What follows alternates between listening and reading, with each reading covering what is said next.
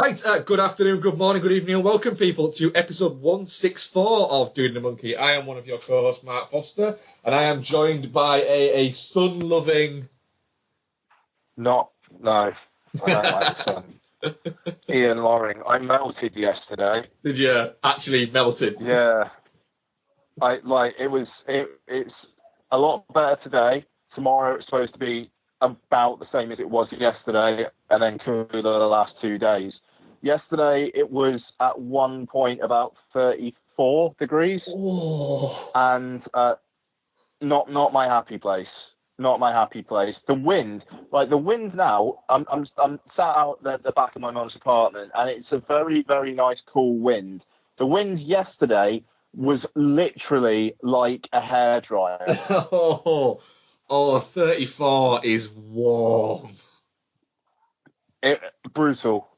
Brutal is the word. It was hard. We went to a water park, which was great, and that was nice and cool.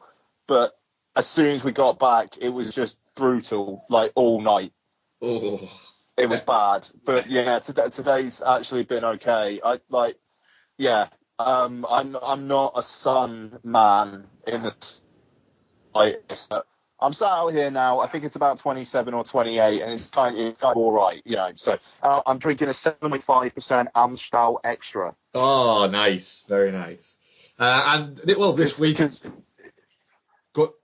was just going to say, in Spain, life isn't cheap, but beer is. So there is that. Yeah. So forgive me. Continue. We have this week, we are bringing you a review of the new Melissa McCarthy movie, The Boss. It seems to be that because of the football, UK cinema releases seem to be The Boss and not a lot else. We'll also have quite a bit of what we watched, because we only covered last week just the Shane Black films that we watched. So I know I've got a few what I've been watching, and I think Ian's got a few as well. We'll chat some trailers. There might be some questions, but I only asked for them literally 10 minutes ago, so maybe not. Other than that, there'll be the usual tangents, etc., and what have you. So Ian, has there anything kind of happened this week that we should chat about before we go into trailers? Well, I've been watching a lot of the E3 game show. It is somewhat related. Microsoft announced a new version of the Xbox One yesterday. There's going to be another new version next year, but a new version of the console, which will include an Ultra. The entry-level model is 250 quid. That's 250 quid for a 4K Blu-ray player. When a few months ago, I traded it back in. A few months ago, I paid 550 for one. Yeah, that is an insanely good price. Yeah, so because the thing is, Microsoft have been quite cheeky about it. They're saying there's a 2 terabyte version that's 350 quid that comes out in August, but they've confirmed there's gonna be a 500 gig one. Zavi have it for pre-order at $249.99, but they don't have a confirmed release date for that one yet. So it seems like the 2 terabyte might be the one for the first couple of months or something, and then they'll phase in a 500 gigabyte and a 1 terabyte. But 250 quid for an Ultra HD player, and you get One thrown in, essentially. That's not too shabby. Yeah, it's quite good, that. It is essentially, it does seem a little bit like they're going, look, we want to jump on this fucking train very quickly and market it more as, look, it's an Ultra HD player that happens to be an Xbox One again. Yeah, I mean, it's interesting because Microsoft were very widely derided a few years back when they launched the Xbox One for, basically gained for almost like a second thought. So now they've gone very, very hard back on games, and now their conference yesterday was good. The Sony one was better, but this is interesting because Sony have an upgraded PlayStation 4 coming out, which will include a 4K Blu-ray player as well. That thing is not going to be 250 quid because that's also got improved specs. So, if you're in the market for a UHD player, and you like your gaming as well, which one would you go for? You know, if you film and games at the moment, but in terms of cost efficiency, the Xbox One's kind of going to be slamming it. Yeah, absolutely, yeah. You know, I mean, it's just £250 for a UHD player. I mean, like the people behind 4K Blu-ray must be thrilled, you know, because now they will sell discs. Well, that's it. Yeah, it's about that kind of movement of discs and actually getting the actual thing off the ground, because there's no point in having discs and trying to promote it and try to advertise it if nobody, quite simply, has a player. Exactly, and now I don't know. I have a bit of a decision about whether I go for that or if I upgrade to the new PlayStation 4, because I'm interested in PSVR as well. And apparently the word is the VR on a bog standard PlayStation 4 is not great, and it kind of like the new PlayStation 4 would make things appreciably better. So it's a bit, oh Christ, what do you do there? I want to play the Star Trek game. I want to be in engineering with Mike and Paul from Chinstroker versus Punter as captain and commander. I want that very, very badly. And we've already said if we all did get it, we're going to do it. And I would adore live streaming that. That would be, yes, yeah, I'd adore watching that. So yeah, I kind of need it, to be honest. And they've also said that Resident Evil 7 is going to be fully playable in VR, which sounds bloody terrifying. And I'd quite like to live stream some of me just screaming. So, but yeah, so I don't know, that was interesting. But for those who are looking to get on the UHD bandwagon, like, yeah, the £350 one is the one that's being heavily thrown at you at the moment, but there is a 500 gig one and it's £100 less.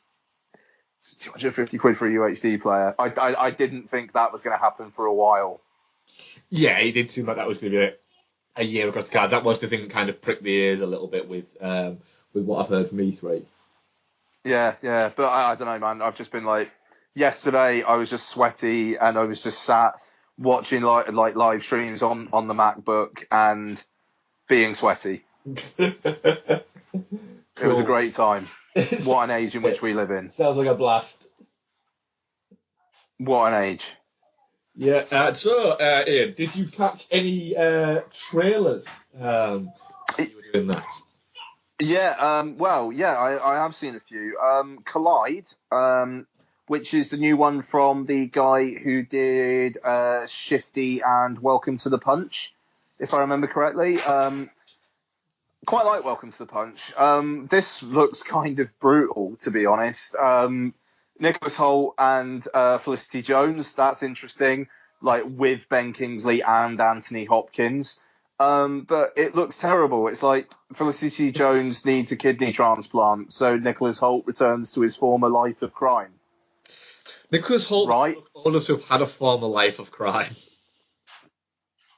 Yeah, no, that's a very, very fair point, actually. I don't know, man. I mean, it's Ben Kingsley doing an accent and Anthony Hopkins probably turning up for a few days and just pocketing and 50 grand or something, looking at things sideways. Tilting his head but abnormal amount sideways and going, think at things. Yeah, no, exactly. Even though Erin Creevy, if it's the same project, I think it is. He was talking this up when Welcome to the Punch came out, and that was a while back now. I think it was previously called Autobahn. So he has kind of been on it for a while. So he's obviously got something to say. The trailer doesn't make it out like that. The trailer's better than that bloody... what was that Emma Roberts and Dave Franco one we were talking about a few weeks back? It was one word, and I can't remember what the word was, but it looks better. I don't know. It looks better than that. But to be honest, sorry, Nerve. It's called Nerve. Yeah. But to be honest, I would probably watch the Dave Franco and Emma Roberts one because it looks like it's going to be trashily entertaining. Yes. Collide looks like it might be taking itself quite seriously. Yeah. The best thing I can remember about Welcome to the Punch is Amazon listed it at the wrong price and listed it when it first came out, when it first went on for pre-order at $1.99, and I ordered. Oh, nice. Thoroughly expecting them to cancel the order, and they didn't. Oh, did they honour it? Wow. They Usually when anything like that happens, they cancel the order straight away. Yeah. And I never expected to get it, and I got it like 3 days before it was, released. I got it on the Friday. I paid $1.99.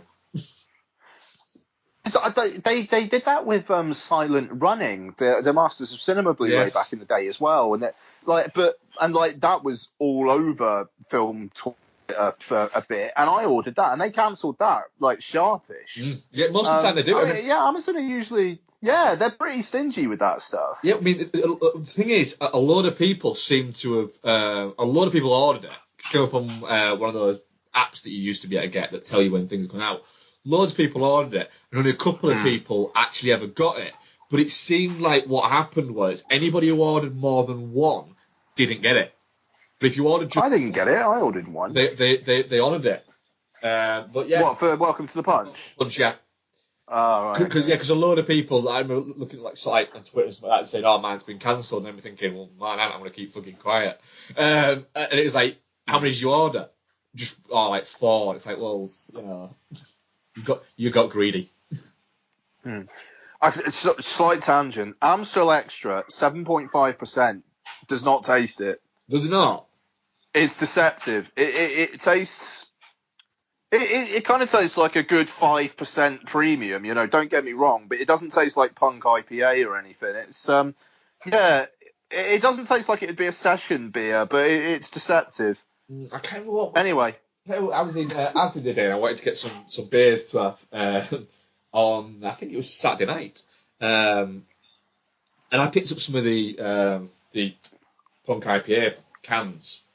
It was a 4-pack, and I was supposed to put it on a trolley. I looked down and was like, $6.95 for oh wow, really? 4-pack. So I put it back.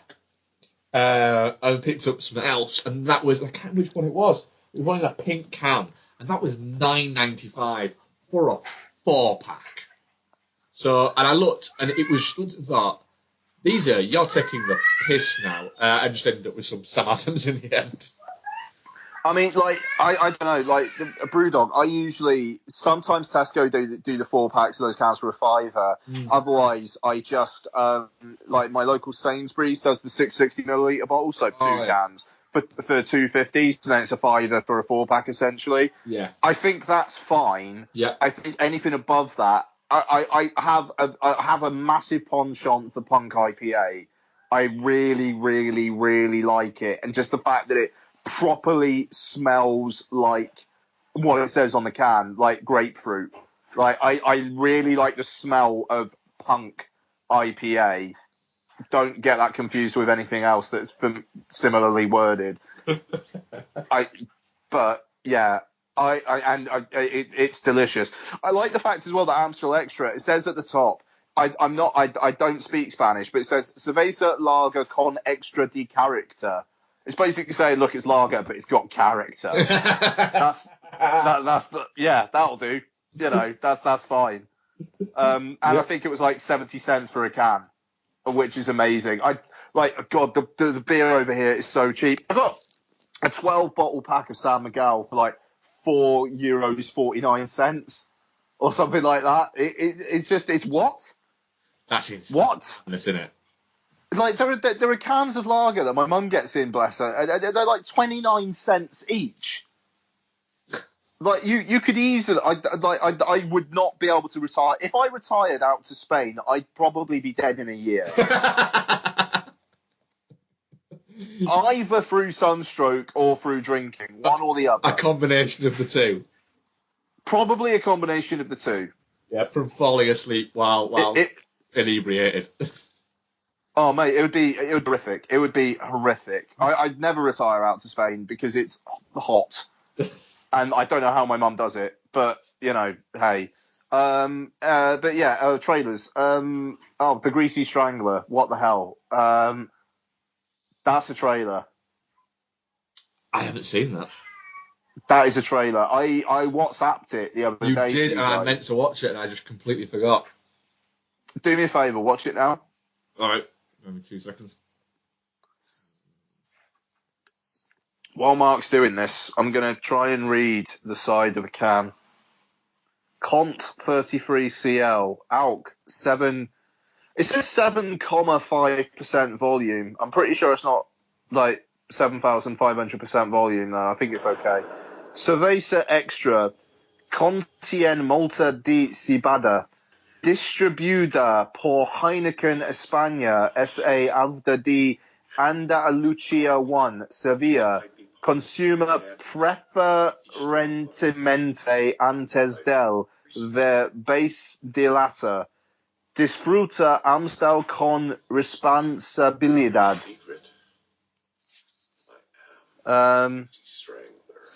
What's on the San Miguel bottle? Bullshit on there. Cerveza Internazionale, exploring the world since 1890. It's nice to actually put it in English. The rest of it's not, though. Cerveza Internacional, desde 1890 estamos explorando juntos el mundo, compartiendo historias alrededor de una San Miguel. Cerveza especial contiene molta de cebada. Consuma preferentemente antes del ver etiqueta. San Miguel Fábricas de Cervezas SL C/Urjal 240-08036 Barcelona, España, Spain. Yep. I've just watched that. That's something, isn't it? Yeah, it's a little bit like, why? Don't understand why. It's. I'm gonna watch it. I'm gonna watch it, obviously, but no fibre of my being says that it's gonna be good. Well, no. I don't know. I want to double bill this with Swiss Army Man. An ultimate flatulence episode. What is it? Yeah, totally. Like but also a kind of like plays festivals, but how double bill? Yeah. You know, kind of all over it. But yeah, that's an interesting trailer. It's very not safe for work. Very not safe for work. Yeah. Very, very, very not safe for work.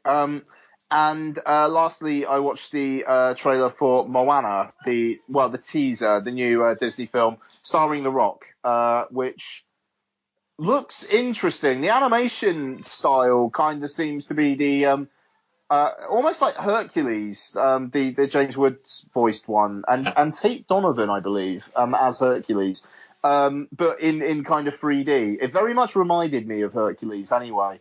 And I'm gonna watch it. It looks very nice.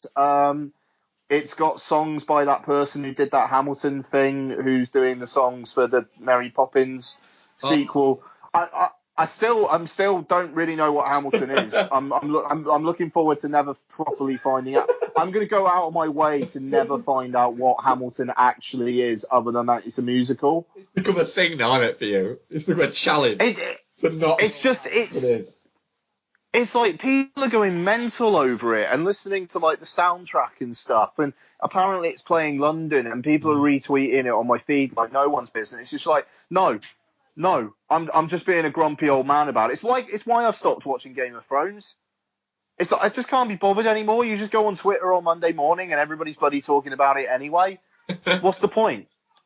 What is the point? Yeah, you could social media black out it, but why should I have to? Well, I don't, and I don't care. I don't care who wins the Game of Thrones. I'm assuming it is like somebody is actually going to win it at some point. Oh, who knows? But I don't care. Let Dragon Lady win it. It's fine. Dragon Lady wins it. Done. Yeah, people keep saying to me, that's the new one. It's the new Breaking Bad, isn't it? You know, have you watched Game of Thrones? No. Why? I don't wanna. Yeah, that's why. It's properly curmudgeonly.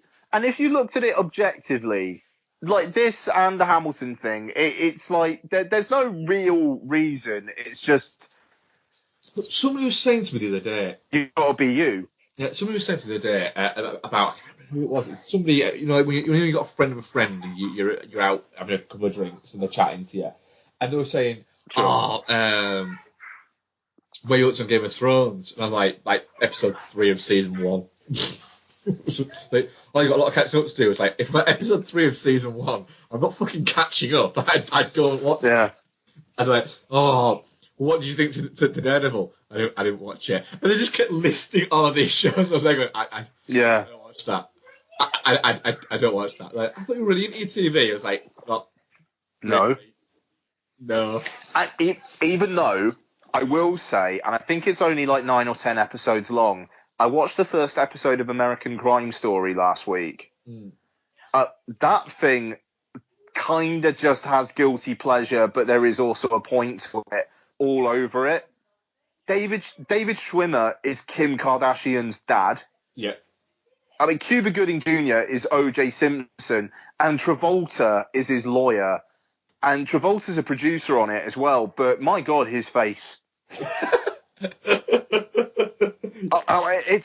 It's remarkable. But I really, really liked the first episode, and I'm in all the way. Fair play, bud. You know, and it's only 10 episodes. That's the thing. If there's something that's only 10 episodes, and I know, okay, they might do another American Crime Story, it might be another story, whatever. If it's a mini-series and it's not going to continue on, I'm way more likely to watch it. You know, like I watched the first episode of Preacher a couple of weeks back, really enjoyed it.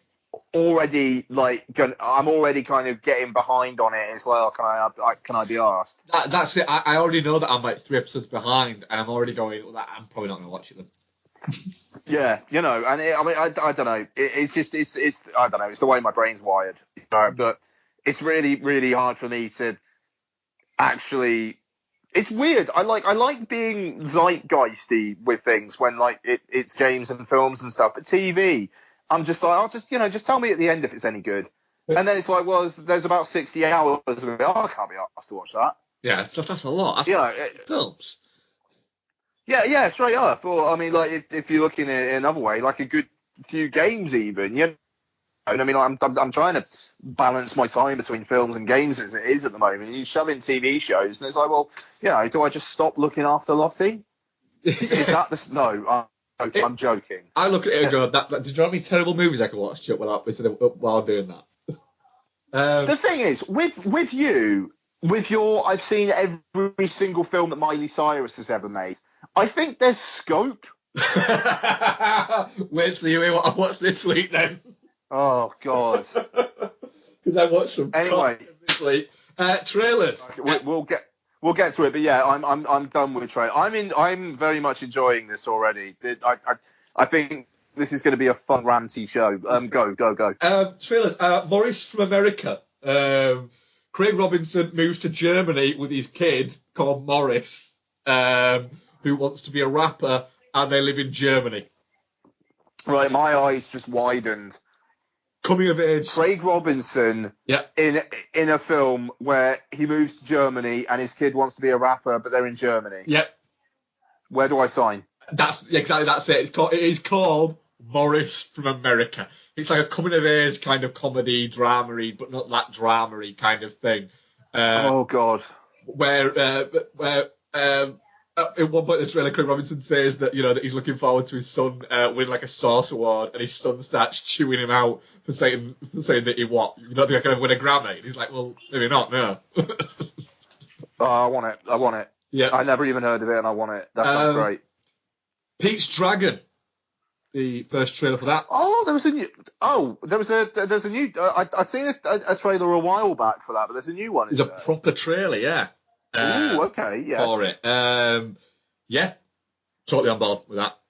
I will happily, in the middle of August, go and watch that on a Sunday morning and hopefully have a great time with it. Oh, it's David Lowry, isn't it? He did the Casey Affleck Rooney Mara. Yes. Oh God, what is it called? I've seen it, and I don't remember what it's called. Ain't Them Body Saints. Ain't Them Body Saints. Yeah. Which was solid. Yeah, it was solid. That film. Great. Solid. It was solid. Yeah, that's exactly what it was.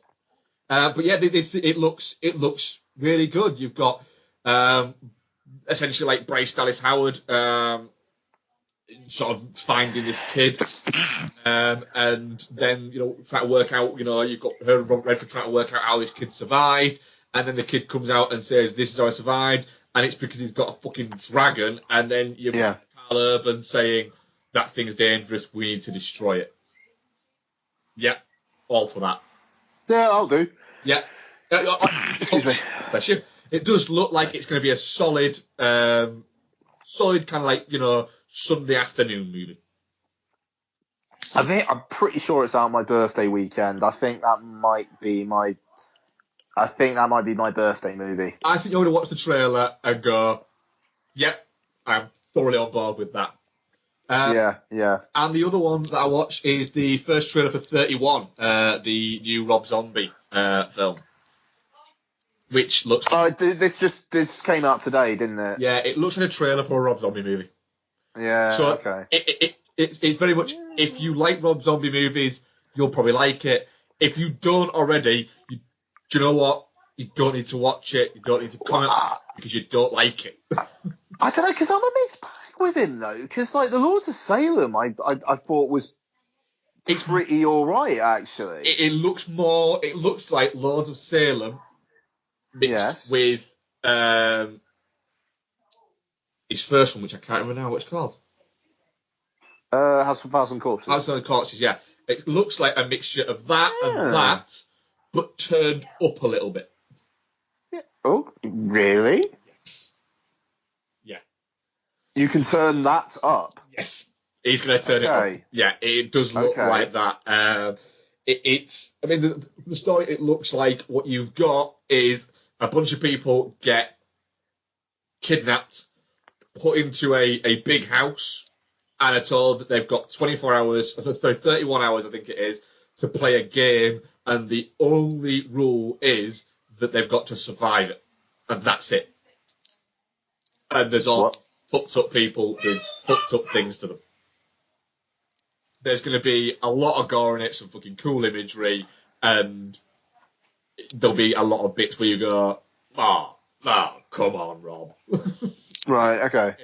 And that's it. But yeah, do you know what? I like his stuff. I'm on board. Okay, all right. I'm suitably interested. I'm pretty sure I contributed to this as well. Like Kickstarter, like. Yeah, I'm pretty sure I did. Oh, actually, this just reminded me as well. I just wanted to say, just in case anybody who followed Nerdly listens, it was announced this week that a site that I wrote for every now and then. I don't write much these days, to be honest, but every now and then I contribute pieces for Nerdly, and they had to shut down this week. The site founder, Phil Wheat, who previously was in charge of Blogomatic 3000, but basically had his Google AdSense funding pulled due to Google not liking some of the material on the site, but according to Phil, also asking for entire posts to be removed. And the offending thing that kicked it off was from an article from 2 years ago. Oh. Which Google seems to be perfectly happy to have for 2 years. So I don't know whether it's that somebody had actually reported it or whatnot. But entire Google AdSense funding pulled. He tried to fight it, and they basically said, all right, well, you're going to have to remove these posts as well. I haven't actually seen what the image was. I know the post was about a release of a guinea pig film, if I remember correctly. So the imagery was probably in pretty bad taste, but at the same time, 2 years ago, it's a site called Nerdly.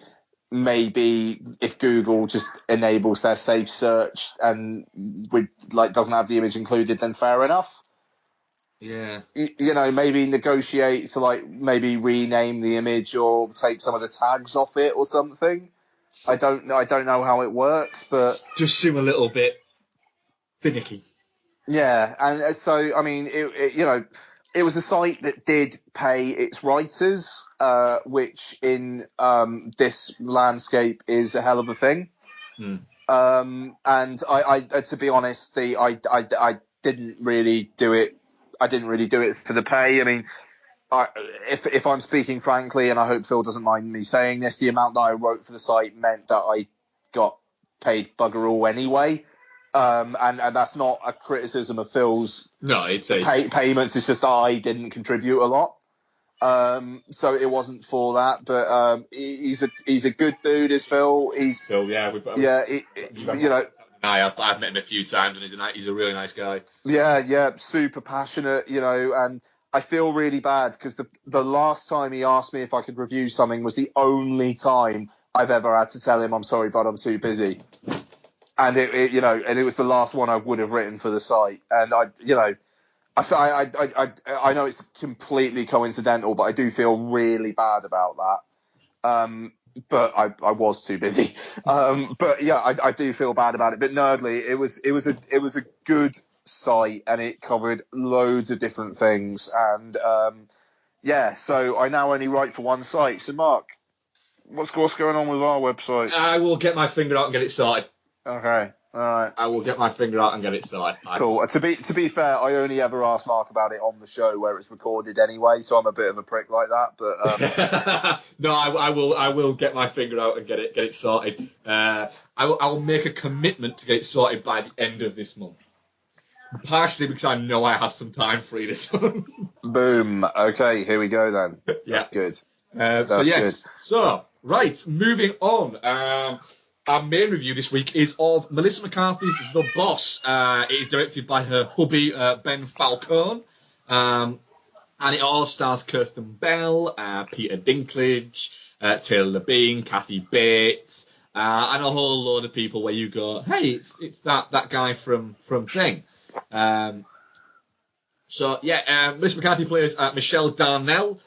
She's a self-made billionaire, and at different points within the movie, opening of the movie, is either the fifth, third, or the richest woman in America. It would appear, is doing a deal that kind of steps on Peter Dinklage, who used to be her partner, both in business and in romance, who is called Renault. That kind of cuts him out of something, but she's used insider knowledge on it, so he shops her for insider trading, and she loses all of her money. Which she just freely admits as well, yes. Which is amazing. Yeah.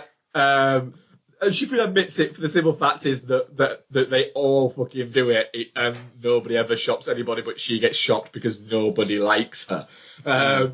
When she comes out, her assistant, played by Kristen Bell, who she was pretty shitty to, is the only person. Is the person who's kind of like the holder of her estate. So she goes to live with her and decides through her daughter that she's going to rebuild her empire via brownie money. Ian, The Boss. What did you think? Quite liked it. The moralising at the end, I was a little bit disappointed by. I don't know. She's a lot more acerbic and whatnot towards the start than she is towards the end. But I had a good time with it. It's going to be very interesting to see Melissa McCarthy in the Ghostbusters film because she's probably only going to be allowed one F-bomb if she gets the F-bomb. And the thing is, I am a man of very, very, very simplistic comedic taste, as has been well evidenced by this podcast. So I kind of only need Melissa McCarthy chewing out children for me to think it's a bit of a win. So I would say it's definitely not shit, but I think that should be taken with not just a grain of salt, but an entire salt mine. Like for instance, I know Noel will hate this. I know he will. And fair enough. But I thought it was actually pretty pacey. I thought the supporting characters all did absolutely fine. It had a lot of simple laughs in it, and I was in holiday mode when I watched it, and I had a perfectly agreeable time with it. I'd watch it again. There you go. It's a lot better than Tammy. I liked Tammy okay, but it's a lot better than Tammy. Well, I haven't seen Tammy, but I did see Identity Thief, and it's a lot better than Identity Thief as well. Did Falcone also direct that? I don't think he did. No, I think Because I know he did Tammy, which is why I kind of bring it up. He did Tammy. I think Tammy was actually his first directorial film, if I'm that makes sense. not mistaken. And I do like the fact that Falcone's like 2 roles in his directed films with her, he plays people who don't like her. Yeah. I do find that funny. Yeah. And he was the air marshal in Bridesmaids as well, and obviously there was some complications there, even though mainly with Kristen Wiig. I mean, he hasn't got an eye in the slightest. I mean, it's there was one moment where I noticed there was a scene in Kristen Bell's apartment where the camera kind of swung round. I was like, okay, why did you suddenly start moving the camera right towards the end of the film? That's interesting because it's so TV directing. And I think it was sorry, slight tangent. No. I'm going to stop in a second. But De Palma did an interview last week where he was talking about how television isn't cinematic. Yeah. And I kind of feel like it's spreading over into cinema, like the televisual look. And this very much has that. And Yes. Anyway, I liked it. It does, yeah. I was the same, actually. I enjoyed it. It is very simple laughs. But it is incredibly pacey to itself. It gets a little befuddled in itself towards the end, I think, where it goes a lot bigger than it's gone very quickly. And I'll be honest that Peter Dinklage started to really rub me up the wrong way in the fact that I was watching going, there's now a few things I've seen you in comedy-wise, and I just don't think you're that funny within it. But McCarthy, when she gets on a little run of jokes, it's fantastic. She's a great comedian. And even though there are a couple of fat woman fall down jokes within this, they actually kind of make sense within the actual plot of the movie. They're not just like, here's Kevin James, we're going to make him fall over literally every 15 minutes. She is not the female Kevin James. She is. And I think she's tarred with that brush a lot, and she's not. She's an awful lot smarter, but she also knows how to appeal to the flyover states. And I think that's fine and good on her. She has the pratfalling, but she's got a wicked insult mouth. Yeah. But I don't know. It feels like there's an intelligence there as well, which I don't think she gets an awful lot of credit for. And I think it is because she's a large woman, so people just automatically assume it's fat woman fall down. But I have a lot of time for Melissa McCarthy, an awful lot of time. Yeah, I think also as well. I think the fact is, Spy was a key one. Spy's brilliant. Yeah, sorry, yeah. Spy is brilliant, and I was very much didn't think Spy was going to be very good. And part of it was because I watched the trailers, and the trailers were literally every fat woman fall down. Yeah. Joke. But then when you get into it, then they're not even jokes. They're just things that happen, and the joke follows it. In this, there are a couple of jokes, but they do kind of make sense. They do kind of follow it up with, this is the reason. But the fact that she does just have an incredibly foul mouth in this, where, for instance, when they say about how much it earns the brownie, what is it? And she goes, holy fuck. Yeah. And everyone just turns around and looks at her, and it is just, there's some great kind of moments. It very much is like there's another movie happening here, and they've dropped her in it, and she's made it her own movie within it, and has kind of sullied it, which is the whole idea of the movie, is the fact that she's taken this kind of very on the face, very kind of like, that they go and they sell it, these things, but where's the money going? Oh, it's going back into it, but is it really? And then she goes in and goes, look, I'm going to freely admit that I'm going to take a shitload of profit, but I'm also going to give it back to the fucking kids as well. And it does kind of make sense, and she is, she's a character that's fighting the fact that she's very well aware that she's a terrible person.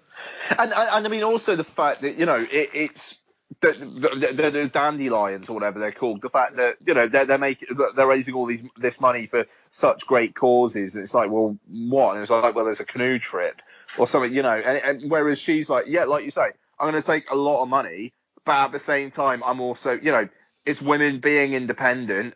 We're gonna basically pay for your college. Yeah, one of my favourite moments is when they're doing that speech and she goes 5%. Or we're gonna put 5% at the college thing. And customer goes, I thought we said 10. And she's like, you're all right, terrible 10. at this. You are terrible at this. Yeah. Claire.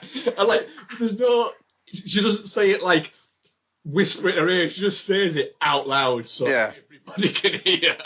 But then so it's got things like that, which, are acknowledging of empowerment at least. Yeah. And, and it's a mainly female cast, and the male cast are basically all idiots. and yet, because it's a Melissa McCarthy film with the stigma of fat women fall down, it's not it's not acknowledged, and it's doing it in a mainstream space. Because for all the good in the world that the more art house films try and aspire to do, most of them don't break through to the mainstream, and I think there's a classism inherent in film criticism which is insane. And I think Mr. McCarthy is a victim of it. And there's not a lot of that stuff in The Boss, and there's a lot of lower brow humour, I'll freely admit that. But the fact that the plot basically is a bunch of women doing something for themselves to better themselves and to empower themselves, and you've got Melissa McCarthy as the crazy core of it. I don't know. It's not being acknowledged, and I feel bad for her. And it is and if you go back and you look post Bridesmaids from Melissa McCarthy, so you've got Identity within that, where she's sharing top billing with Jason Bateman, right? And that made a lot of money. 35 million budget, 174 million, right? And then you've got The Heat, right? Which is great. Which her and Sandra Bullock are the stars of. And they are the top billing stars. And it's great. 43 million budget, 230 million. Right? Yeah. Tammy, a film that you said you enjoyed, but this was better than, right? And is top billing on it. She's the star. She's the only head name over the top of the thing. 20 million budget, grossed $100 million. Right? 20 million budget, grossed $100 million for a female-led comedy, and that was widely released over here. Spy, she's top billing. No getting away from it. She's top billing. Yes, Lauren Statham help out, but she's top billing. No, absolutely. 65 million, 235 million draw. Right, and Rose Byrne's the MVP of that film as well. It's so The Boss. Right. Yeah. Still playing. And her worst reviewed movie, I think you could add, right? For that, 30 million budget, still going to gross close to 90 million probably, which is profitable. And then some. And like you say, it is not being acknowledged that she essentially is with The Rock, as modern cinema is one of their most bankable stars. And she's going to be in the Ghostbusters movie, which I don't care if people don't like it or don't want to see it. It's going to make a fuck ton of money. Yeah, exactly. And she's doing all this, and yet, and like I say, doing it in a mainstream space, and yet no one ever really seems to talk about her in that way. It just. I don't know. There is a classism involved in it, and I don't know. She's doing now what Sandler did 10 years ago, and that's not a criticism, because let's be honest, Sandler did this 10 years ago and made some, about 15 years ago maybe, made some entertaining movies, but was bankable without anybody noticing. and then all of a sudden he was demanding 20 million a movie. Miss McCarthy could walk into a thing if she wanted to and go, do you know what? My next movie that I want to make, what is it? I want 20 million. And they'd go, there's no way we're giving you, hang on a minute, wait a minute. If we give her 20 million, that's something like probably 15 million more than she's on now. We're still going to make money. The thing is, I think she keeps it smart, though. I mean, we're slightly tangenting from The Boss. To be fair, there's not an awful lot to talk about with The Boss. Yeah, there's not that much. But, you know, in the end of the day, I mean, like Tammy, it costs, what you say, 20 million? 20 million, yeah. Right, okay. She could easily ask for 20 million for a film, but because she, like, wrote it, produced it, her husband directed it and whatnot, she's basically said, well, I'll just take back end. You know, and like, I mean, to be fair, Spy asked for 20, and she probably, like, took it. They're decent, but back end, I mean, Spy was, like, was 60 million, was it? Yeah. 40 million? 40 million, 45, I think.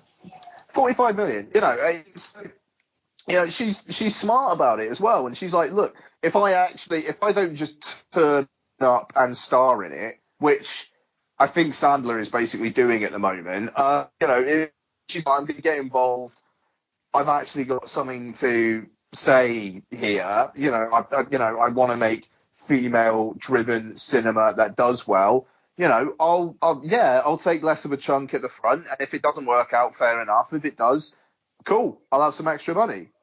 Yeah. You know, and I mean, like, if the boss costs 20 million and grosses 100 million, she's going to, like, if she's got some back end participation, she's going to do well.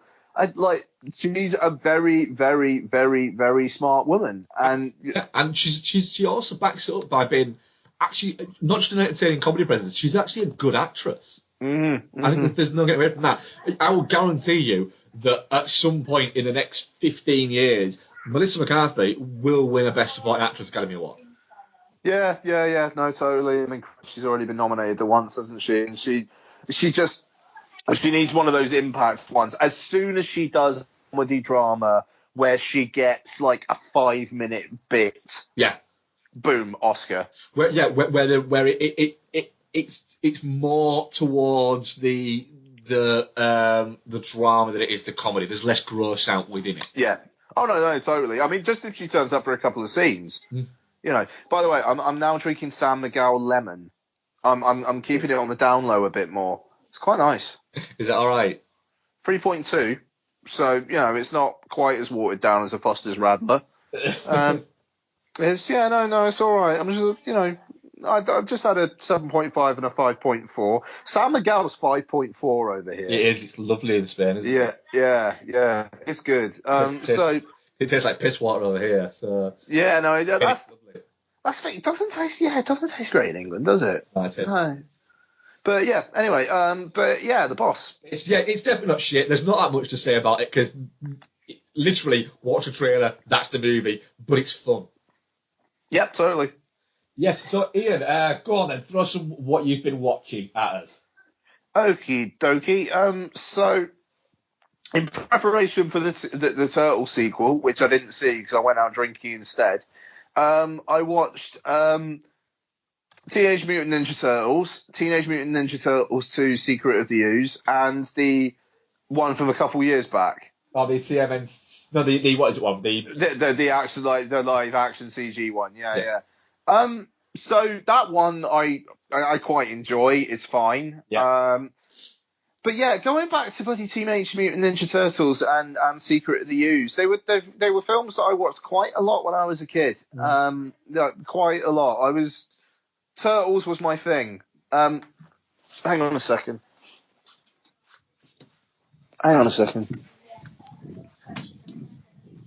Mum, would it be fair to say Teenage Mutant Ninja Turtles was my thing when I was younger? Yeah. That and Power Rangers? No, not Power Rangers. Yes. Oh my god, alright, and that's the end of that. Yeah, no, there was a kids' TV program I used to watch like 5:30 in the morning on Channel 4 called Ulysses, and it was like a sci-fi like remake of The Odyssey or something. It was mental, and I never watched the last episode, and that's probably going to haunt me to my bloody dying day. Well, they're on YouTube. I think. Are they really? It is. Ian, you used to watch a French-Japanese TV show called Ulysses. This Loved it. fantastic. I loved it. Japanese animation TV series that updates the Greek mythology of the Odyssey, known as Ulysses in Latin, to the 31st century. The show comprised of 26 half-hour episodes and produced by DIC Audio Visual in conjunction with anime studio Tokyo Movie Shinase. There were only 26, and I never watched the last one. Nope. Wow. This looks good. I literally might have to watch that tonight. I think you might. I think it says it's on YouTube. Bloody hell! It was good, man. Like literally, like 5:30, 6 in the morning on Channel 4. God, I must have been like 8 or 9 or something. Like really young. Weird enough, yeah, it's been shown. It was shown on the BBC between 1985 and 1986. Channel 4 in 1993. And yeah, it's continued to be shown sort of throughout. Yeah, there you go. So I would have been 9. Yeah, that makes sense. Maybe it wasn't 5:30 in the morning, but it was early. It was before the big. I think it was before the big breakfast. And what time was the big breakfast? Like 6. Big breakfast like 7, I think. Yeah, 7. Yeah. Okay. So it was before then anyway. But was Big Breakfast on in 93? Yeah, it will have been. Yeah. That makes sense then. There were only 26, and I never watched the last one. Yeah. It made such an impact on my mum that she just sang the theme tune. Oh, God. Yeah, that's actually bang on as well. Right, anyway, so yeah, Teenage Mutant Ninja Turtles. Sorry, I've lost my train of thought now. My mum's been on the podcast. That's something. Yeah. Yeah, no, Teenage Mutant Ninja Turtles. The poster used to terrify me. It was them like peeking out of the manhole covers. Yeah. I've got a thing about eyes. Yeah, the Suez mum. That's right. Sorry. Yeah, eyes. Like, oh my God, they're looking it up on YouTube now. Mate, I'm looking it up. Oh, is that you? It's No, hang on. I think they're doing it as well. Are you guys looking up Ulysses on? Marc's bloody looking it up as well. It is the 31st century. Ulysses killed the giant Cyclops when he rescued the children and his son Telemachus. But the ancient gods of Olympus are angry and threaten a terrible revenge. Mortals, Yeah, that's defy the exceptional. gods. I sentence you to travel among unknown stars until you find the kingdom of Hades. Your bodies will stay as lifeless as stone. Ulysses, the way back to Earth has been wiped from my memory. Father! Oh, Father! Marc died. You are alive, my son. Oh, no, he's still there. Marc? Okay, all right. Moving on. but yeah, I think all the episodes are on YouTube. Okay, brilliant. Yeah, Don's looking it up right now. God, seriously, I just saw an image from it. And it was like I'm bloody like 8 or 9 again. God, that was surreal. Anyway, yeah, Turtles. Poster used to terrify me. I've got a thing about eyes, and like their eyes are creepy. They are creepy, yeah.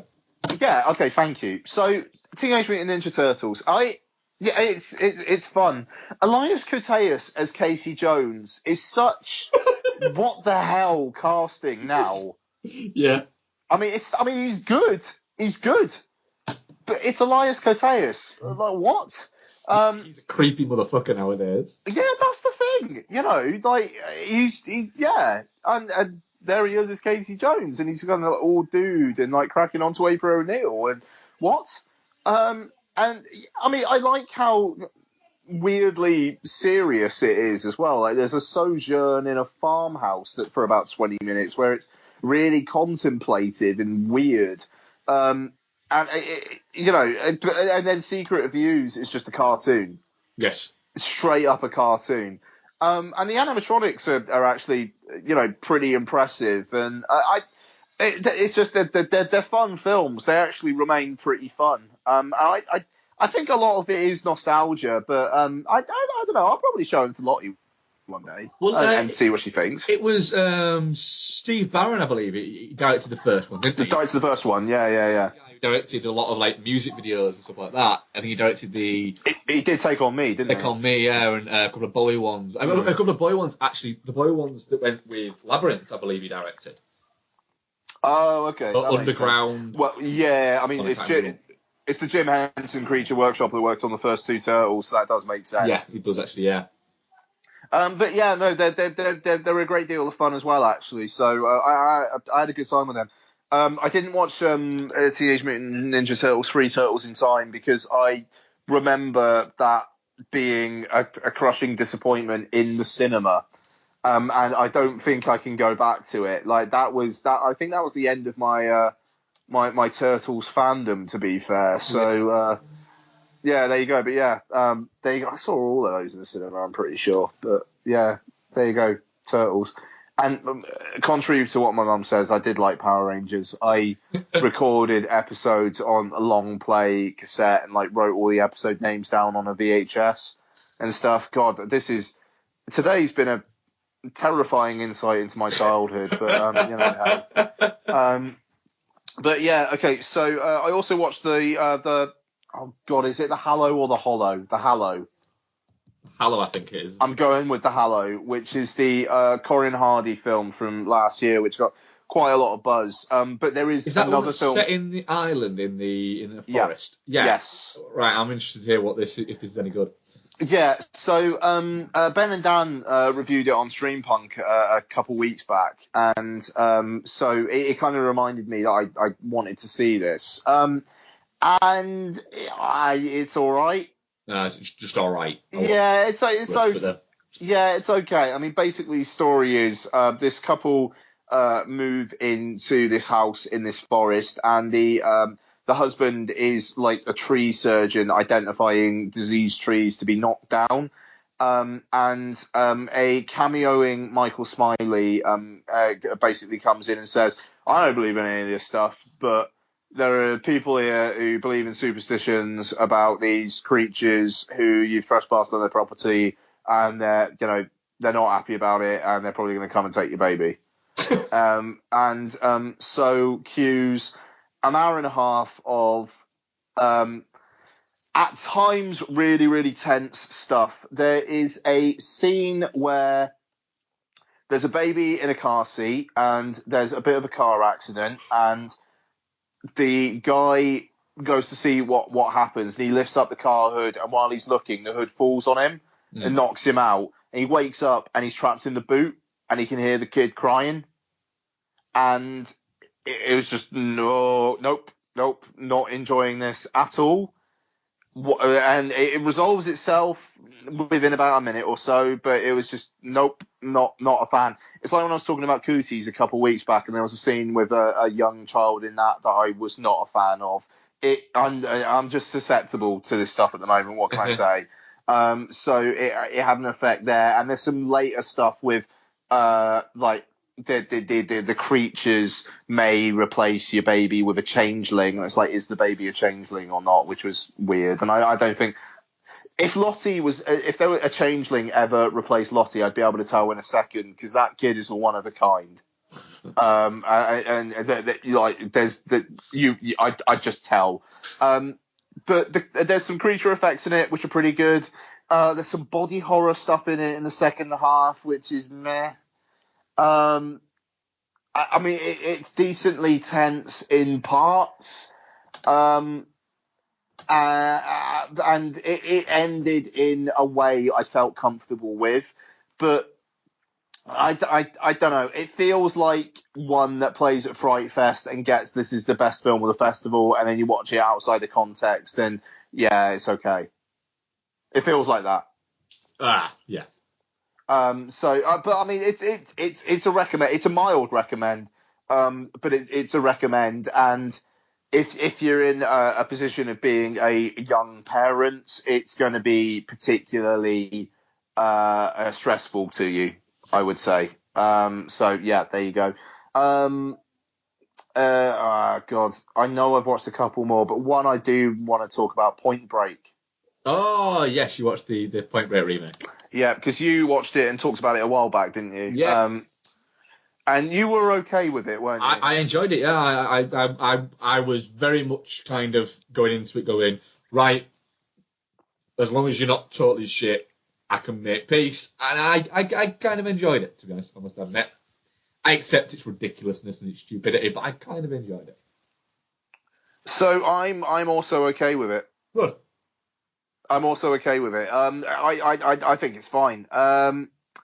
So yeah, the extreme sports stuff is really, really, really, really, really, really, really good. I just, some of the stuff is kind of, how did they do it? In all honesty, like the wingsuit stuff, I'm sure there's some CG stuff there somewhere, but just the shots where they're really close to the ground and they just skim past it and just keep on going is great. The Luke Bracey is no Keanu Reeves. No, he's not. And Edgar Ramirez, I think, is a little bit too intense. He doesn't seem like a lot of fun to be around. No.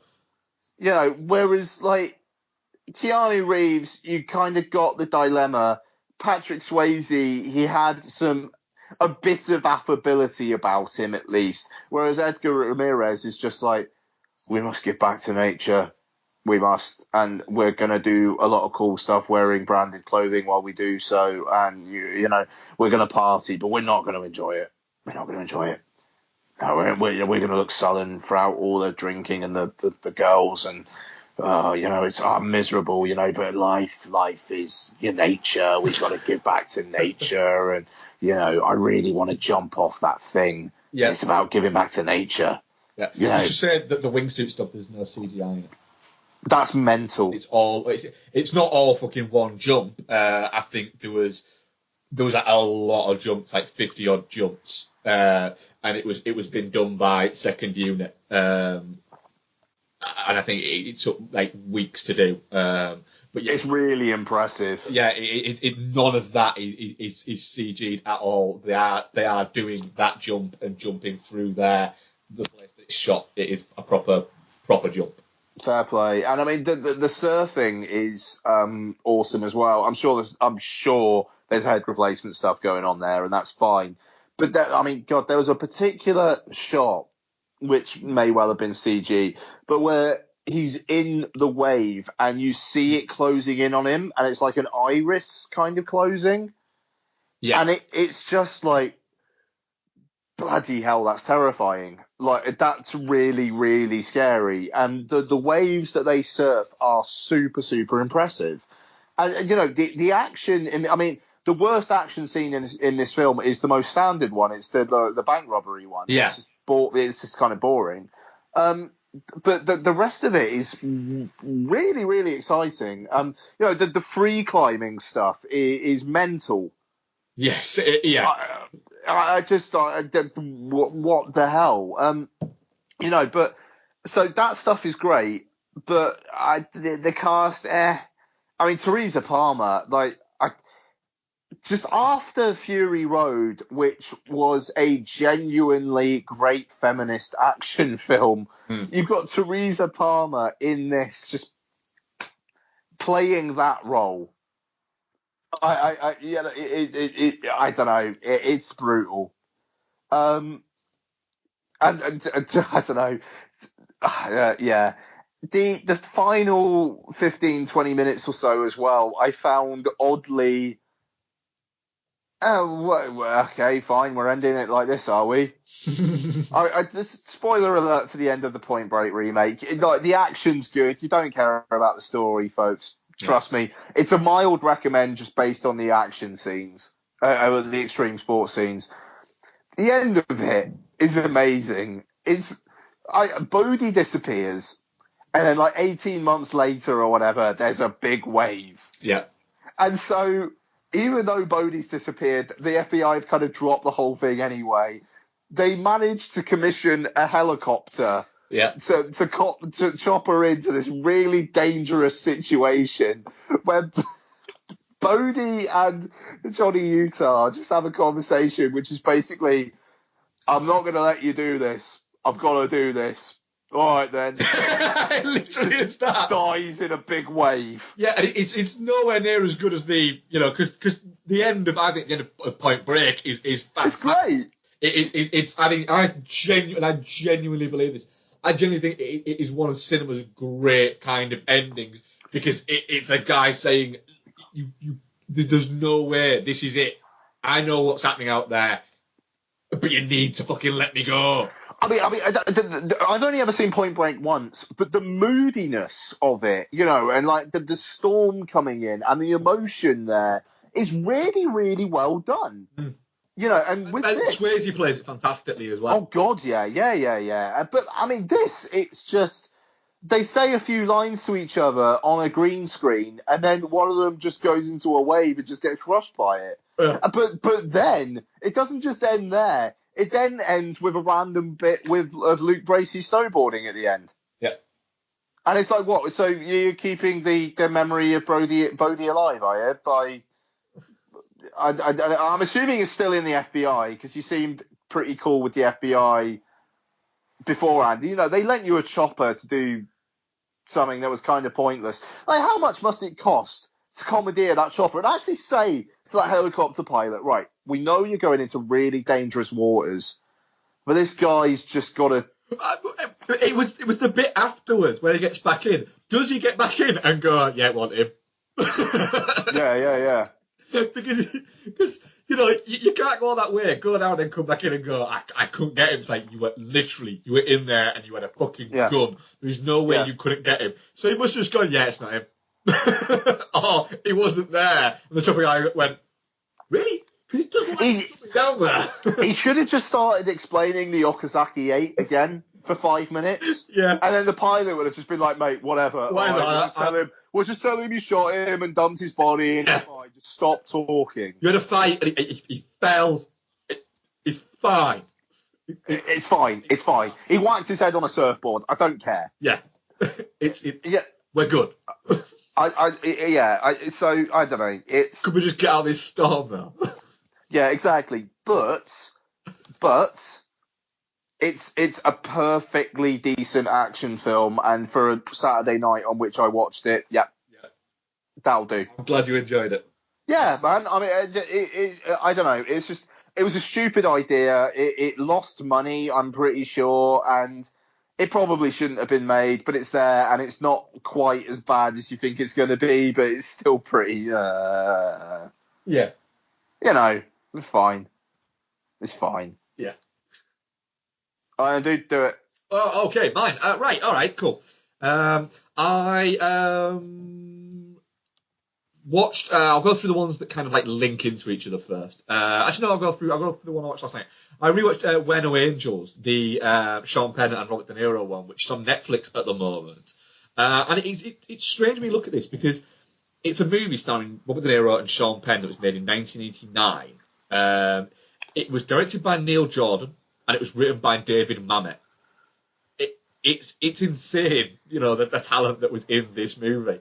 I really quite enjoyed the remake of Where No... Well, it's not even a remake, it's a retelling of a similar story of theories within the film Where No Angels. Have you ever seen this? No, of course I have. Right, it's set in late 30s America, and it's set just on the sort of border between the States and Canada. And De Niro and Sean Penn play Ned and Jim, who are convicts, essentially. And they end up accidentally being involved in a prison break with James Russo's character, who is on death row, and end up kind of getting out of prison where they don't really mean to. They just kind of get taken along the way.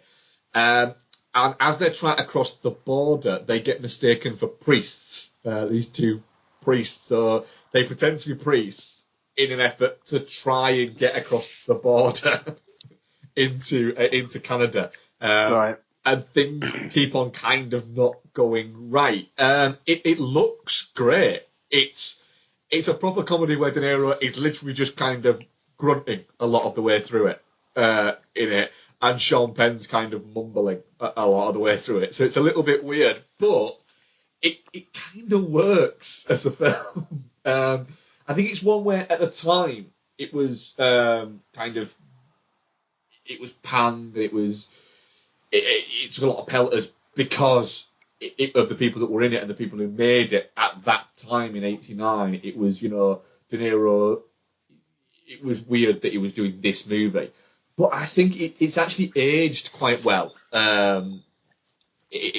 For how it looks now, it kind of fits quite nicely now. So I enjoyed rewatching that. I watched Search Party, the movie. Oh, you were interested in this, weren't you? Yeah. And Tom Middleditch film. All stars Alison Brie, Kristen Ritter, Jason Mantzoukas is in there, Adam Pally's in there as well. Lance Reddick turns up as well. Story is Tom Middleditch plays Nardo, and on his stag night, he says to T.J. Miller's character, Adam Pally's character, that they think he's doing the right thing, getting married to his fiancée. So T.J. Miller takes this upon himself to decide, no, he's not doing the right thing, and crashes the wedding to say, you're not doing the right thing, you don't love this woman, you told me you don't love her, when he didn't. Tell her that. Nice. So it destroys the wedding, and she goes off to Mexico to go on their honeymoon on her own. And he decides that Nardo decides that he's going to go and talk to her there. And then we get a late night phone call where he rings up TJ Miller to say that he's been carjacked and been tuxedo jacked. So he's in Mexico, he has no car, he has no wallet, and he has no clothes at all. So nice. Adam Pally and TJ Miller then decide they're going to go down and get him. And hilarity ensues, including Kristen Ritter and Jason Mantzoukas try to steal his kidney, one of their kidneys. 3 or 4 different cars getting blown up, and other bits and bats.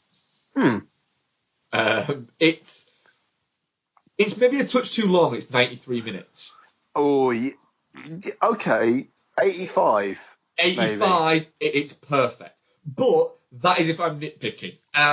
Some of the jokes don't land. Some of them do. But it's perfectly solid for what it is. It's fun. It's fun. Okay. But yeah, it is. There are a few where you go, you've taken that a little bit too far. Thomas Middleditch, essentially when he's on the run from somebody jumping at the back of what they call a truck, essentially. Jumping at the back of a truck. And then when he gets out of the truck essentially was filled with cocaine, and he's now covered in cocaine. Oh, nice. As fuck. And he's still naked. This is sounding good. Yeah.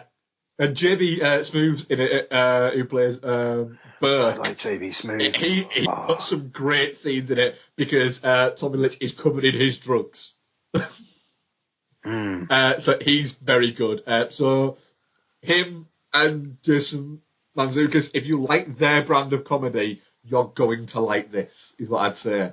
So yeah, I'd say give it a go.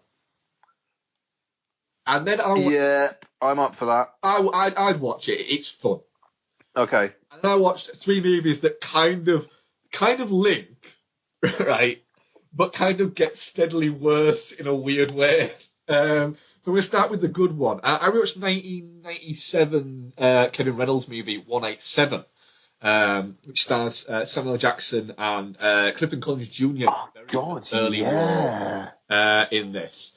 So Samuel Jackson plays a high school teacher, and he teaches history. I think he teaches in there. And at the start of the movie, he opens up a book. He's a chemistry teacher. Sorry. And he clearly loves his job, etc., and he's teaching his kids to do. And as he's flicking through one of the textbooks, there's a number 187 he's written all the way through it, which is the area code for murder. He goes to the area code for murder. God, you wouldn't want to live in that area. The police code for murder. So he goes to the principal of this school and they say, it's an empty threat and everything like that. And then, of course, the next scene, the guy whose book it was stabs him repeatedly in the back and nearly kills him. So we fast forward 18 months and he is now a sub-teacher and he's brought into this class of... They're the worst of the fucking worst kids. One of them is Clifton Collins Jr. and they're in a gang called KOS, which is called Capping Suckers or something like that, I think it's called. And yeah, he takes umbrage to them and decides to start getting back at them by essentially killing and maiming them. Nice. But it holds up, to be honest. For a movie that's near 20 years old, it doesn't feel its age. I think because it was made just before kind of mobile phones, etc., became a thing. You've kind of not got that in it. So you've not got ridiculously... They're not all walking around with ridiculously old mobile phones like they were in something like Clueless, for instance. Which, although it's still a good movie, Clueless, it does feel its age a little bit. This kind of feels more like a timepiece, and it suits it and it fits well. Samuel L. Jackson's very good. Clifton Collins Jr., I think the fact that it's them two butting heads and it's not just some actor, generic Puerto Rican actor number 2 for late 90s that then never was seen in anything again. It's somebody who's become, one of, the most recognisable character actors of his time. It works really well for that. So yeah, 187 is a very much a recommend to kind of go back and rewatch because it still packs a bit of a punch and it still fits quite well. It's still a very good.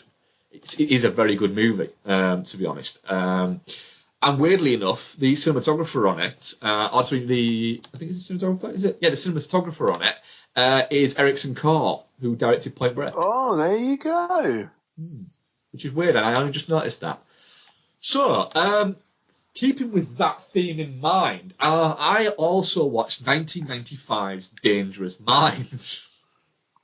Nice. The Michelle Pfeiffer movie, where Michelle Pfeiffer plays a discharged US Marine who is trying to teach kids poetry. Dangerous Minds made a lot of money. It did. It made a lot of money, and it paid for Coolio's kids to go through college, I'm guessing. And it's a terrible movie. It really is a bad movie. I thought this movie had more weight than it does. It is flimsy.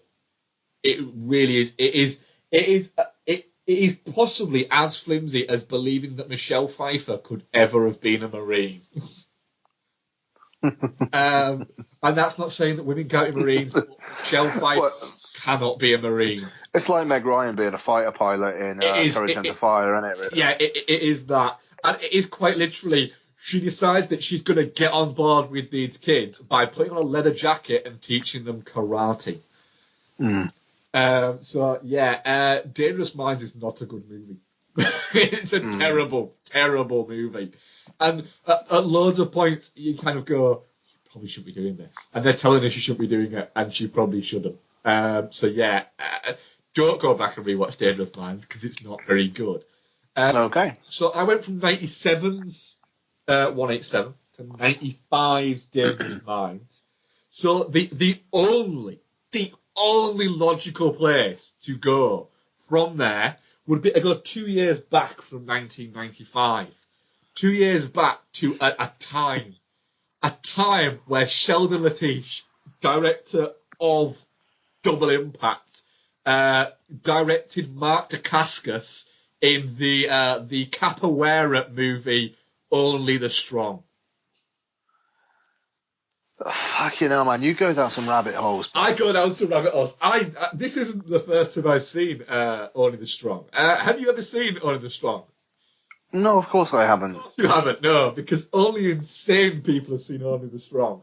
And only, I would say, clinically insane people have seen Only the Strong more than once. And I've seen it a number of times.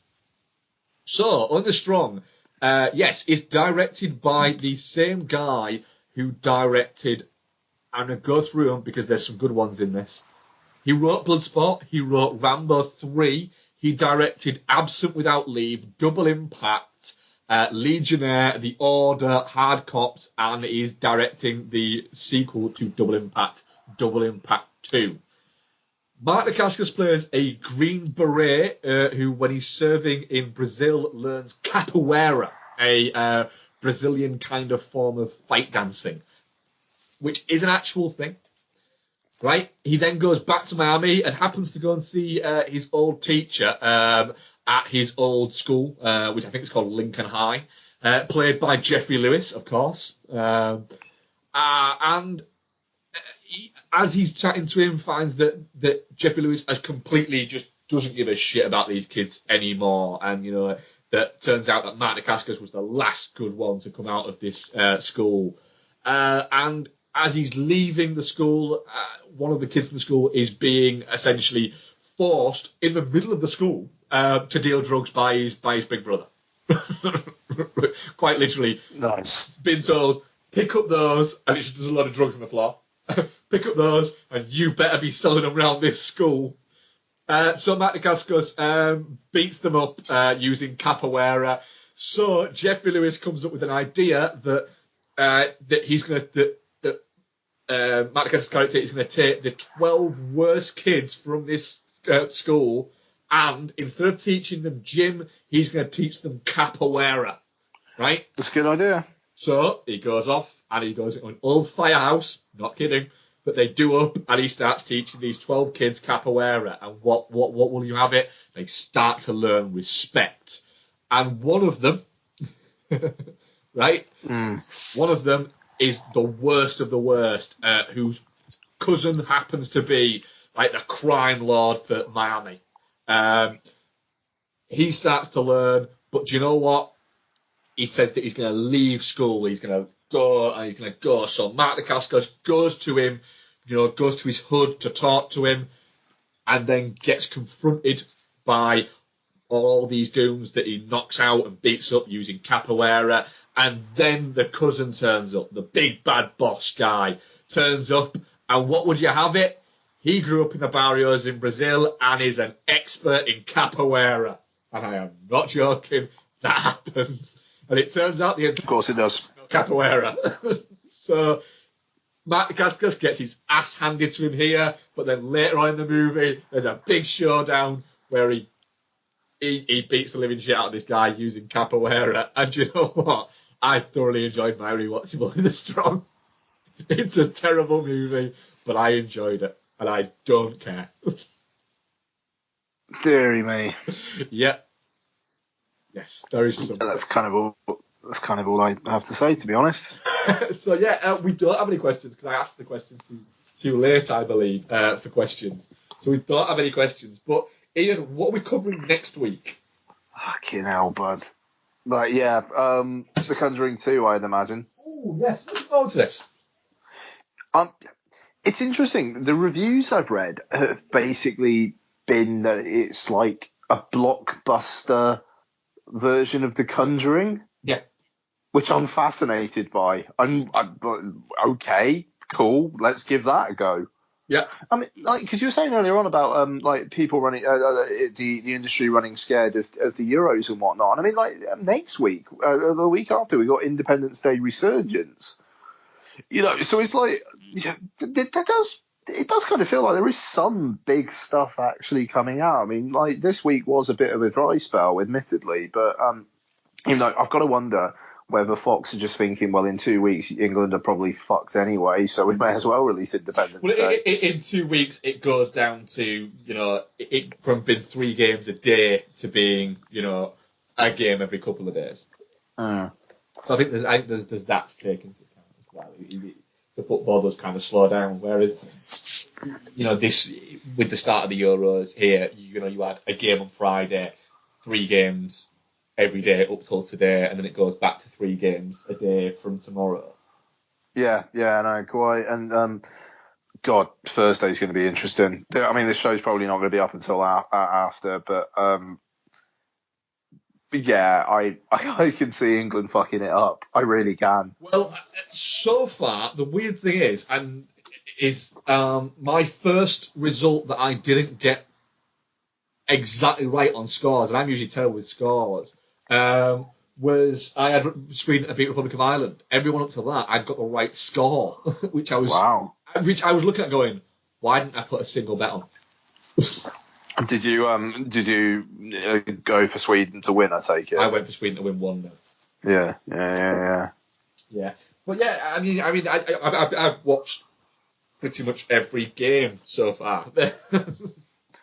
and I mean, like, do you think it's been a good tournament so far? So far, I think it's been marred by the behaviour of the Russian and the English fans. I know that there's a lot of people kind of peddle the idea that the England fans were set upon. I know people who were there, and I've spoken to a few of them, sort of texted them to make sure they're all right because I knew they were out there, and they've all said that they're literally that it's not done out. That's not something that should have been fabricated. There were quite literally Russians walking around during the day with MMA gloves on. And we're just walking past like restaurants with just people just sat down, not even people in football shirts, and just go to tables and just starting to hit people. They said it was terrifying. A friend of mine who I will absolutely implicitly trust on these things said in the stadium, England fans were literally just rushed and set upon, and the majority of Saturday night started off with Russian provocation. He said, but he said Thursday and Friday night, he said there was a lot of England fans just generally being dickheads. They weren't fighting or anything like that, but they were just generally being unpleasant. So that's marred it a little bit. Has been that. I think it's a strange place to have it at a strange time. France isn't the wrong place to have it at a tournament like that. France, in the political climate it's in at the moment, is the wrong time to have it there. Certainly. The French police haven't helped themselves with it. The segregation's been terrible. UEFA have got a lot to answer for that. Segregation's always a problem with them. They don't segregate fans enough. It is insanity, the fact that Wales and England are playing at 2 o'clock in the afternoon in Lens on Thursday, when there are very, very few hotels, bars and restaurants in Lens. So they're actually asking them to stay in Lille instead, where the day before you have Russia playing. It's been a terribly kind of put together and organised thing. However, going to the football, it's been interesting because if you finish in the top 2 places, you automatically go through, but then the top 4 third places go through. So there's a theory that states that if you have a decent goal difference and 3 points, you've got a good chance of going through to the next round. So it's meaning that teams are kind of are going for it a little bit. Usually, first round games are really cagey, and they've not been that cagey so far. There's not been free-flowing football, but they've been better than some openings of tournaments, especially Euros have been. Italy looked fantastic. France looked good. Germany looked dominant. Spain looked blunt.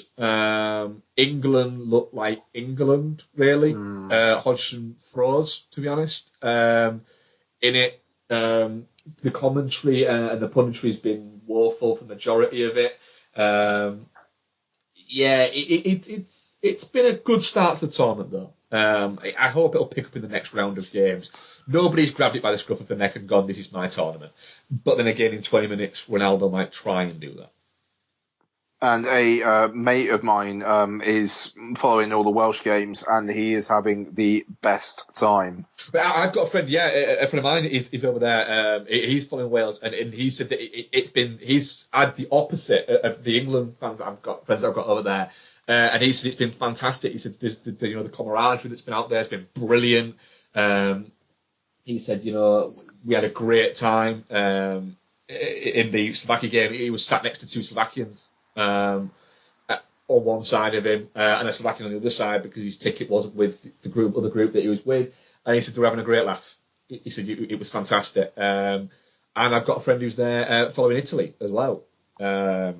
Who's English, but his parents were Italian, so he's out there following Italy. And he said last night was brilliant. The atmosphere was fantastic. So yeah, it's the football's been decent. I'm hoping it picks up a little bit. But yeah, I think Wales are going to beat England. I think it'll be hilarious. I think the momentum's there.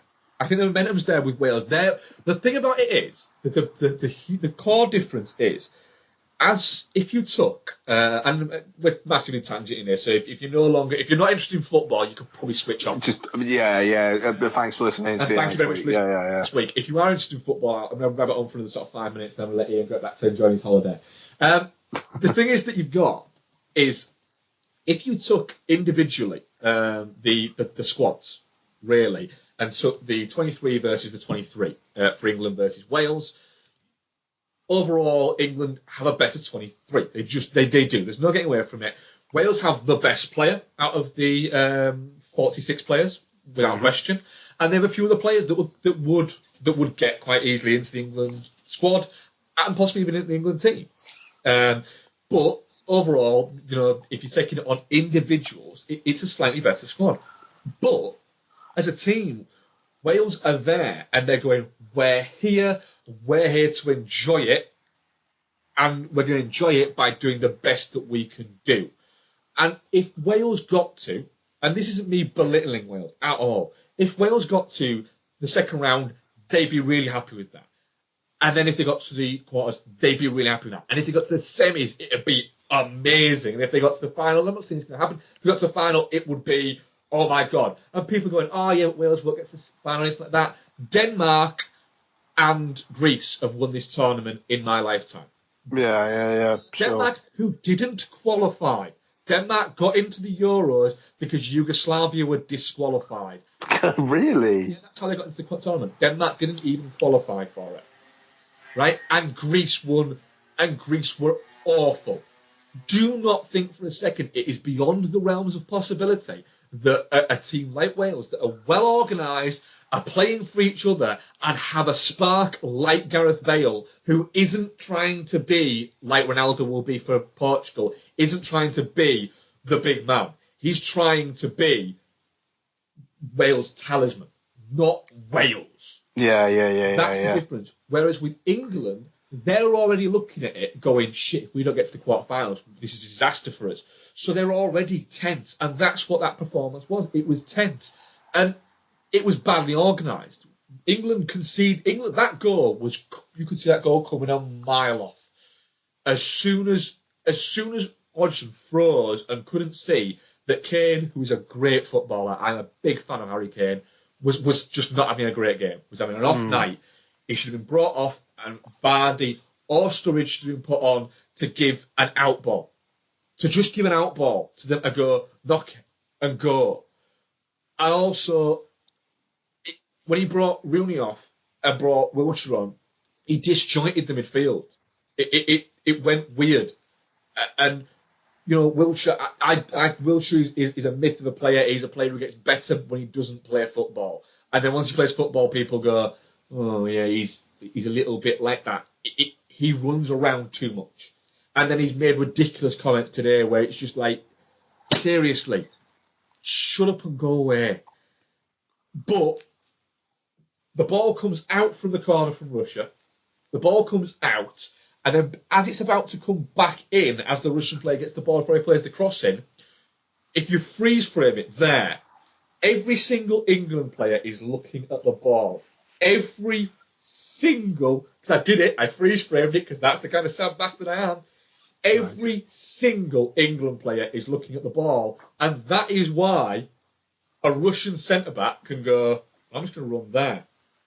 And then when the ball comes in, nobody turns. They just carry on looking at the ball and rush across.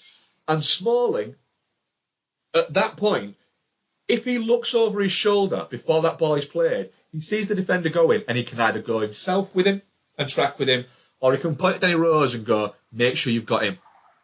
Sorted. Problem sorted. Goal isn't scored. But he doesn't. He looks at the ball and he goes, we need to go and get that ball. And they all try and go and get the ball.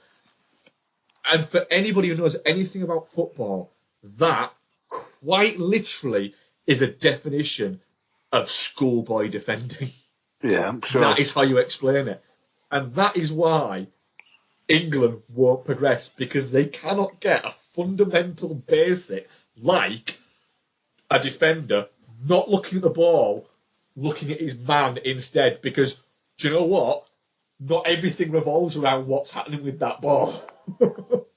So, it's interesting, Thursday. It's going to be a really intense, fiery game. And it also can be who can hold their head better. And at the moment, I think Wales can. I think they can hold their head better. Because I look at that midfield and I look at it and say Joe Allen and Aaron Ramsey can hold their heads better than of the possibility of Dele Alli and Wayne Rooney. The thing is, I'm struggling to find fault with that. You know, I don't know. It's the same old thing over and over and over and over and over and over again. Yeah. Because I don't think Hodgson got his starting lineup wrong, to be honest. I think maybe he should have played. There's an argument to say that he should have played Rooney where he played Dele Alli, because Dele Alli had a poor game, but Dele Alli has proved that he can play there, so he's earned his chance to play there. He just had a poor game. Sterling had a very poor game and probably shouldn't have been playing. But then again, it's who else do you play there? It doesn't quite. There's nobody else you could have maybe played there other than if you put Milner in there. But the idea was to have pace to get at the wingers, at the fullbacks. So I could see why he played it. I think he'll play a different team against Wales. Yeah, well, no, quite. I mean, that's the thing. I mean, like, all it's been is changing formations and changing up the personnel every single bloody time, and just not allowing anything to settle. Yeah. And I mean, it's because he's got an abundance of upfront talent, but there's just nothing at the back, you know. And no, it's clear that Gary Cahill and Chris Smalling are the worst centre-back pairing I think we've gone into a tournament with in a long, long time. These are mid-table. Gary Cahill plays for Chelsea, but Chelsea finished mid-table. There's no getting away from it. Chelsea finished mid-table, and he isn't a starter for Chelsea, so he's not a starting player for a team that finished mid-table. And people say, yeah, but he's got trophies, but he's not a starting player, and he's not as good as he was 2 years ago. And Chris Smalling has a lot of plus points. Chris Smalling is a lot better player now than he was 18 months ago. But what will be proved with Mourinho will look at him and say, I don't win a title and I don't get in the top four with Chris Smalling as a starting centre-back. Because he isn't. He's a good centre-back. He's not a great centre-back. Because he can't read the game. His physicality is good. His distribution's okay. His timing's good. His reactions are great, but he can't read a game at all.